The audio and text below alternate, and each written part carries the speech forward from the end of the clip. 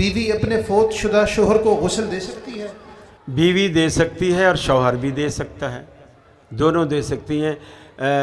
हज़रत अली रज़ी अल्लाह ताला अपने हज़रत अबू बकर सिद्दीक़ रज़ी अल्लाह ताला अन्हु से मुताल्लिक़ उनकी बीवी ने उन्हें गुस्ल दिया। हज़रत जो रसूल अकरम सल्लम थे, हज़रत आयशा से कहा, आयशा अगर तू मुझसे पहले मरी तो मैं तुझे गुस्ल भी दूंगा, अपने हाथ से कफ़न दूंगा, जनाज़ा पढ़ाऊंगा, अपने हाथों से कब्र में उतारूंगा, ये सारी तदफीन मैं करूंगा। हज़रत आयशा रोने लगी, या रसूलल्लाह आप तो बस इसी का इंतज़ार कर रहे हैं कि मैं मरूं और आप दूसरी शादी करें।